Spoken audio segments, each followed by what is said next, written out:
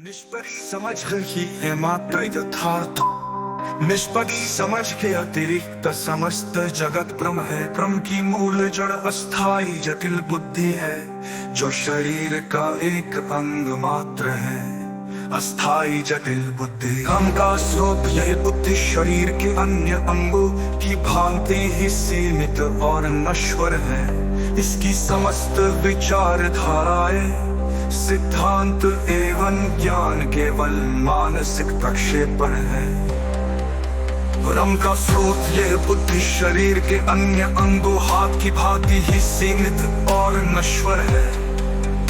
इसकी समस्त विचारधाराएं, सिद्धांत एवं ज्ञान केवल मानसिक प्रक्षेपण है। निष्पक्ष समझ की प्राप्ति का मार्ग स्वनिरीक्षण, अपने विचारों, भावनाओं और शारीरिक प्रतिक्रियाओं का तटस्थ अवलोकन।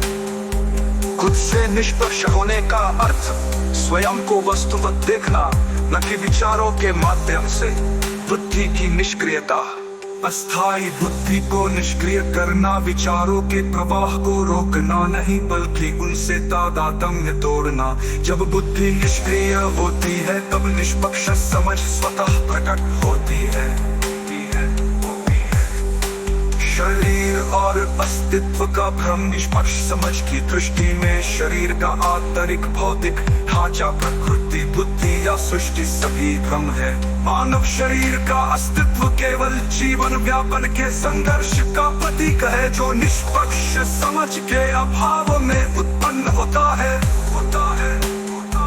मानव अस्तित्व का मूल तथ्य मनुष्य का एकमात्र उद्देश्य निष्पक्ष समझ के साथ स्थायी रूप से जीना। यही समझ उसे अन्य प्रजातियों से भिन्न करती है। निष्पक्ष समझ की प्रेम कालातीत संपन्नता, संपूर्णता एवं शाश्वत संतुष्टि। जीवन का संघर्ष भ्रम का परिणाम। निष्पक्ष समझ के बिना किया गया कोई भी कर्म जीवन व्यापन के संघर्ष से अधिक नहीं है। ये संघर्ष बुद्धि द्वारा रचित एक माया जाल है। सर्वोच्च स्वरूप यह किसी पुष्टिकरण की अपेक्षा नहीं करती, यह स्वयं में पूर्ण स्पष्टीकरण है। जब निष्पक्ष समझ उदित होती है तो दूसरा शरीर, बुद्धि, विश्व केवल उलझाव प्रतीत होता है। ऐतिहासिक धर्म, दार्शनिकों एवं अवतारों की सीमा, शिव, विष्णु, ब्रह्मा, कबीर, अष्टावक्र, ऋषि मुनि, ये सभी अस्थायी जटिल बुद्धि के दायरे में बंधे रहे।